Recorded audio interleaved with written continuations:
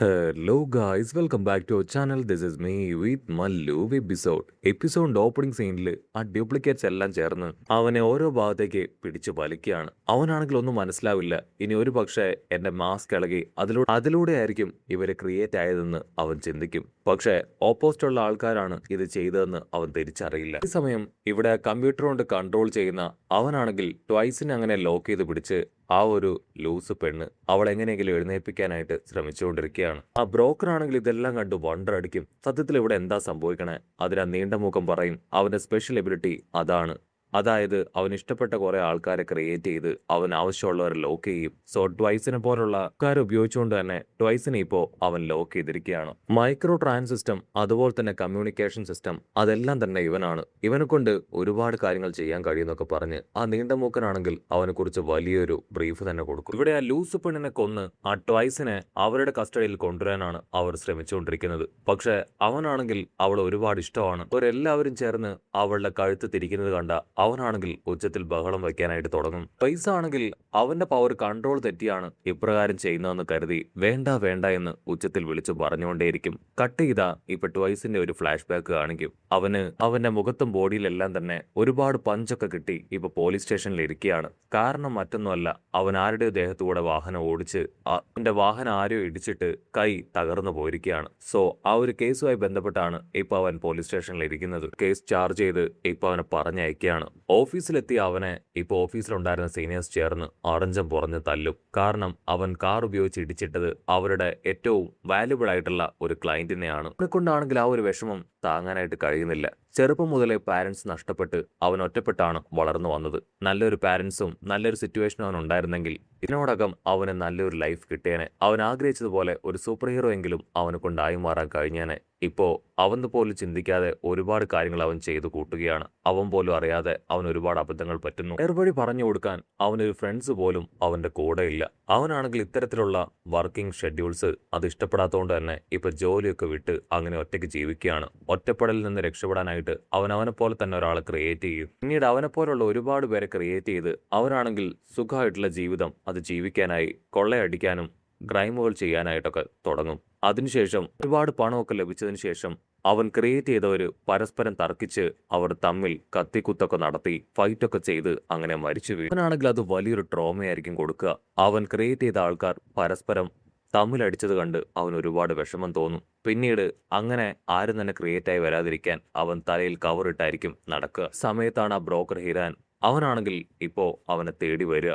ആ ഒരു ബ്രോക്കർ ആണെങ്കിൽ അവനെ കറക്റ്റായിട്ട് കണ്ടുപിടിച്ച് അവനോട് പറയും, നാഷണൽ വാണ്ടഡ് ലിസ്റ്റിൽ നിന്നെയാണ് ആദ്യം തന്നെ ഇപ്പൊ ചേർത്ത് വെച്ചിരിക്കുന്നത്. നീ ടെൻഷൻ ആവേണ്ട കാര്യമില്ല. നിന്നെ പോലുള്ളവർക്ക് അഭയം പ്രാപിക്കാനായിട്ട് ഇപ്പോ ഒരു ഓർഗനൈസേഷൻ ഉണ്ട്. നിന്നെ ഞാൻ അവിടേക്ക് എത്തിക്കാം. ആ ബ്രോക്കർ ആണെങ്കിൽ മാനിപ്പുലേറ്റ് ചെയ്ത് ഇപ്പോ ലീഗ് ഓഫ് വില്ലൻസിൽ കൊണ്ടുവന്ന് ചേർക്കും. കട്ട് ചെയ്ത പ്രസന്റ് കാണിക്കും. ട്വൈസ് ആണെങ്കിൽ ആ ഒരു കാഴ്ച കണ്ട് ഷോക്ക് ആവുകയാണ്. അവന്റെ ഇഷ്ടപ്പെട്ട ലൂസ് പെണ്ണിനെ അവർ കഴുത്ത് ഞെരിച്ച് കൊല്ലാൻ ശ്രമിക്കുകയാണ്. അവൻ അതുകൊണ്ട് ഒരുപാട് ടെൻസ്ഡായി അവളുടെ അടുത്തേക്ക് ഓടി വന്ന് അവളെ രക്ഷപ്പെടുത്താനായിട്ട് ശ്രമിക്കുകയാണ്. ഉടനെ ഇവിടെയുള്ള ആ ഒരാളാണെങ്കിൽ ആ സോൾജിയേഴ്സിനെ കൺട്രോൾ ചെയ്ത് ഇപ്പൊ അവനെ ക്യാച്ച് ചെയ്യിപ്പിക്കുകയാണ്. അതിനുശേഷം അവന്റെ കൈ അങ്ങനെ തിരിച്ചു ഒട്ടിക്കും. ആ വേദനയിൽ അവന്റെ ഉള്ളിലെ ആ ഒരു ഡെവിൾ പുറത്തേക്ക് വന്ന് അവൻ ഉച്ചത്തിൽ അലറും. അത്രയും നേരം പിടിച്ചു വെച്ചിരുന്ന സോൾജിയേഴ്സ് എല്ലാം തന്നെ ഇപ്പൊ തെറിച്ച് നാനാ ഭാഗത്തേക്ക് ചിന്നിച്ചിത്തറിപ്പോവും. കമ്പ്യൂട്ടർ പയ്യനാണെങ്കിൽ അത് കണ്ട് ഷോക്കാവും. ഇവിടെ ട്വൈസ് ആണെങ്കിൽ ടെററായിട്ട് ഇപ്പൊ അവന്റെ തന്നെ കോപ്പീസിനെ ക്രിയേറ്റ് ചെയ്യാണ്. ലിബറേഷൻ ആർമിയെ ഞാൻ ആരാണെന്ന് കാണിച്ചു കൊടുക്കാന്ന് പറഞ്ഞ് അവന്റെ സോൾജിയേഴ്സിനെ അവൻ ക്രിയേറ്റ് ചെയ്യും. ഇവിടുന്ന് അങ്ങനെ കട്ട് ചെയ്ത്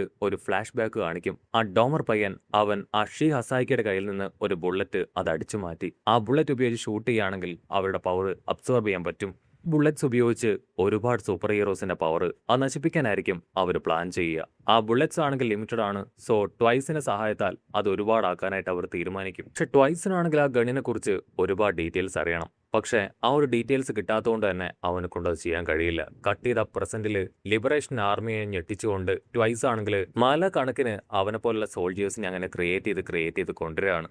അവനങ്ങനെ മല പോലെ കുമിഞ്ഞു കൂടുന്നത് കണ്ട ആ നീണ്ട മൂക്കൻ അവനാണെങ്കിൽ വണ്ടർ അടിച്ച് ഇപ്പൊ മുടി നീണ്ടവനോട് പറയും, നിന്റെ പ്ലാൻ അത് ഫെയിലർ ആയല്ലേ, ഇനി നമ്മൾ എന്ത് ചെയ്യും? അതിനവൻ പറയും, എന്റെ പ്ലാൻ അത് ഫെയിലർ ആയിട്ടില്ല, ഞാൻ അടുത്ത ഒരു പ്ലാനിലേക്ക് ഡൈവേർട്ട് ആവാൻ ശ്രമിക്കുകയാണ്.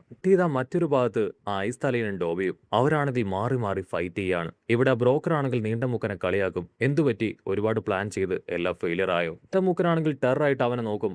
ആരൊക്കെ എന്തൊക്കെ ചെയ്താലും ഞങ്ങളുടെ പ്ലാനുകളൊന്നും ഫെയിലർ ആവാൻ പോകുന്നില്ല. ബ്രസും ഡ്വായും ആണെങ്കിൽ ഇവിടെ പരസ്പര സഹായം ചോദിക്കുകയാണ്. ആ സമയത്ത് ഇപ്പൊ മല കുമിഞ്ഞു വന്ന ആ സോൾജിയേഴ്സ് അവരെ ഹെൽപ്പ് ചെയ്യാൻ പാഞ്ഞടുക്കും. ബ്രസ് ആണെങ്കിൽ വണ്ടർ അടിക്കും. ട്വൈസ് ഇപ്പോൾ ഒരു മല പോലെ അവിടേക്ക് വന്നിരിക്കുകയാണ്. ഇത്രയും നേരവും ആ ഒരു ഭൂമിയിലുള്ള ആൾക്കാർ അവരെ അറിഞ്ചം പുറഞ്ചം അടിക്കുകയായിരുന്നു. ഇപ്പോൾ ഒരുപാട് പേര് ചേർന്ന് അവരെ അച്ചറും പൊച്ചറും അടിക്കാനായിട്ട് തുടങ്ങും. അടുത്ത നിമിഷം ഐസ് കട്ടകൾ അങ്ങനെ മുകളിലേക്ക് തെറിച്ചു വന്ന് ഇപ്പോൾ ട്വൈസ് പയ്യനെ അങ്ങനെ അടിച്ച് പറപ്പിക്കുകയാണ്.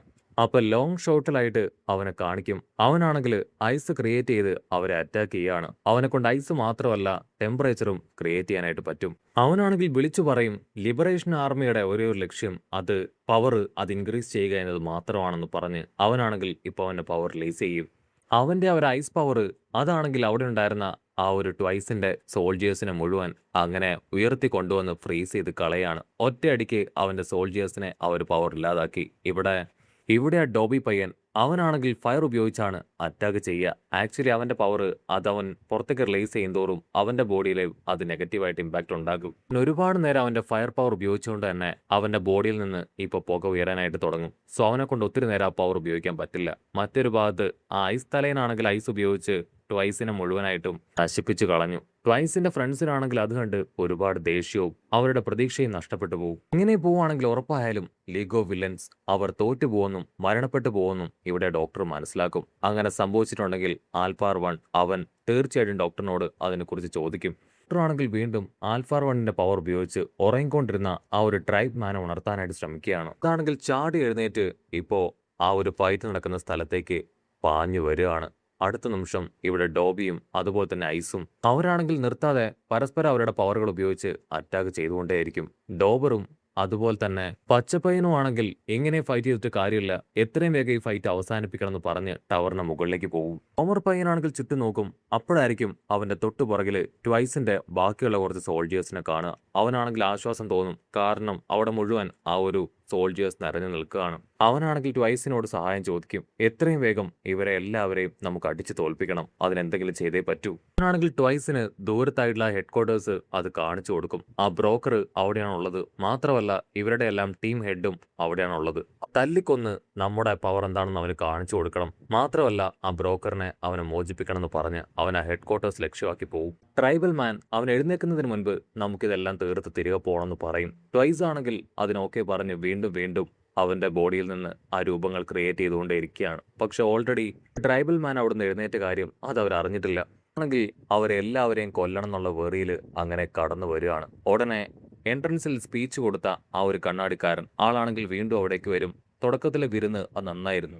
ഇനി ലീഗ് ഓഫ് വില്ലൻസിനെ വലിച്ചു കീറാനുള്ള സമയം അതായി കഴിഞ്ഞു. സോ എത്രയും വേഗം എല്ലാവരും കൂടെ ചേർന്ന് ആ ഒരു കർത്തവ്യം നിറവേറ്റാനായിട്ട് പറയും. ലിബറേഷൻ ആർമിയിൽ ഉണ്ടായിരുന്നവർ കൂടുതൽ തീവ്രമായിട്ട് ഇപ്പൊ അവർ അറ്റാക്ക് ചെയ്യും. പച്ചത്തലേനാണെങ്കിൽ എന്ത് ചെയ്യണമെന്ന് അറിയില്ല. ഡോമർ പയ്യനെ ഒരുപാട് പേര് വന്ന് അറ്റാക്ക് ചെയ്യുകയാണ്. അങ്ങനെ സിവിൻ കട്ട് ചെയ്ത ഇപ്പൊ ട്വൈസിലുണ്ടായിരുന്ന ഒരുത്തനാണെങ്കിൽ ഇപ്പൊ ഹെഡ് ക്വാർട്ടേഴ്സിലേക്ക് എത്തിയിരിക്കുകയാണ്. അവനാണെങ്കിൽ ഇപ്പൊ നീണ്ട മൂക്കനോട് പറയും ഒരു കാരണവശാലും നിങ്ങളെ ഞാൻ വെറുതെ വിടില്ല എന്ന് പറഞ്ഞ് അവന്റെ കുറെ ക്ലൗൺസുകളെ ക്രിയേറ്റ് ചെയ്യും. ട്വൈസ് ആണെങ്കിൽ ഡോമറിന്റെ രൂപത്തിലടക്കം ഒരുപാട് പേരെ ക്രിയേറ്റ് ചെയ്ത് വെച്ചിരിക്കുകയാണ്. അതുകൊണ്ട് ആ മൂക്കം പറയും ഇനിയും നീ ആൾക്കാരെ ഉണ്ടാക്കുകയാണെങ്കിൽ ഉറപ്പായാലും ഈ ബ്രോക്കറിനെ അവരെ ഞാൻ കൊന്നുതള്ളും. അത് കേട്ട് ട്വൈസ് ആണെങ്കിൽ അല്പനേരത്തേക്ക് ആ ഒരു രൂപത്തെ ഉണ്ടാക്കുന്നത് അങ്ങനെ സ്റ്റോപ്പ് ചെയ്ത് വെക്കും. ട്വൈസുകളെല്ലാം തന്നെ സെക്കൻഡുകൾ കൊണ്ട് ഇപ്പൊ ആ മൂക്കന്റെ അടുത്തേക്ക് പാഞ്ഞടുക്കും. ആളാണെങ്കിൽ കൈ നീട്ടി ഒരു ഒറ്റ അടി. ആ ഒരു അടിക്ക് ട്വൈസുകളെല്ലാം തെറിച്ചു പോവാണ്. ഇവരെല്ലാം വേസ്റ്റുകളാണ്. വെറുതെ എന്റെ സമയം വേസ്റ്റ് ചെയ്യാനായിട്ടാണ് ഇവരിപ്പോ ഇവിടേക്ക് വന്നത്. ഇവർക്ക് മര്യാദയ്ക്ക് താഴെ ഫൈറ്റ് ചെയ്തുകൂടെ എന്ന് അവർ ടെററായിട്ട് ചോദിക്കും. ആ മൂക്കനാണെങ്കിൽ അറ്റാക്ക് ചെയ്തതിൽ ഒരുത്തനാണെങ്കിൽ ഇപ്പൊ തെറിച്ചു വന്ന് ആ ബ്രോക്കറിന്റെ അടുത്ത് വന്ന് വീഴുകയാണ്. ആ ബ്രോക്കറിന്റെ കൈകൾ അവനൊന്ന് ചെക്ക് ചെയ്യും. ആ കൈകളിൽ ഇപ്പൊ വിരലുകളില്ല. ബ്രോക്കർ ആണെങ്കിൽ ഇപ്പൊ അവനെ നോക്കി കരയാനായിട്ട് തുടങ്ങും. അവനാണെങ്കിൽ എങ്ങനെയൊക്കെയോ കഷ്ടപ്പെട്ട് ആ ബ്രോക്കറിനെ എഴുന്നേൽപ്പിക്കുകയാണ്.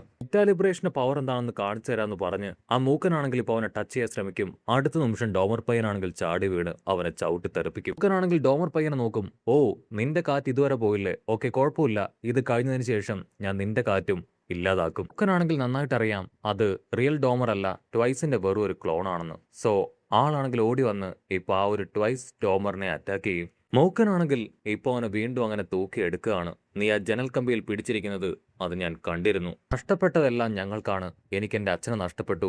അതിനു മുൻപ് എന്റെ അച്ഛന് എന്റെ അമ്മയെ നഷ്ടപ്പെട്ടു. ഞാൻ ഒരുപാട് നഷ്ടങ്ങൾ ഏറ്റുവാങ്ങിയാണ് ഞങ്ങൾ ഇവിടം വരെ എത്തിയത്. സോ ഒരു കാരണവശാലും നിന്നെ ഞാൻ വെറുതെ വിടില്ല. അപ്പൊ ക്യാമറ അങ്ങനെ സൂം ഔട്ട് ചെയ്ത് താഴെ കാണിക്കും റിയൽ ഡോമർ. അവനാണെങ്കിൽ ആ ഒരു ഹെഡ് ക്വാർട്ടേഴ്സിന്റെ അടുത്ത് വന്ന് ആ ഒരു ബിൽഡിംഗ് തൊടുകയാണ്. അടുത്ത നിമിഷം ആ ബിൽഡിംഗ് അങ്ങനെ തകർന്ന് താഴേക്ക് വീഴും. ആ ബിൽഡിംഗ് എല്ലാം തകർന്ന് വീണ് ഇപ്പോ ആ ഒരു മൂക്കൻ വില്ലൻ അവനാണെങ്കിൽ ഒരുപാട് പരിക്കുകൾ പറ്റി ഡോമറിനെ നോക്കും. ഡോമർ ആണെങ്കിൽ ഇപ്പൊ അവനോട് ചോദിക്കും, അപ്പൊ നീയാണ് ദ റിയൽ വില്ലൻ അല്ലേ? ഇത് കേട്ട് അവനാണെങ്കിൽ ടെററായി ഡോമറിനെ നോക്കുന്നതോടു കൂടെ ഈ ഒരു എപ്പിസോഡും അവസാനിക്കുന്നു.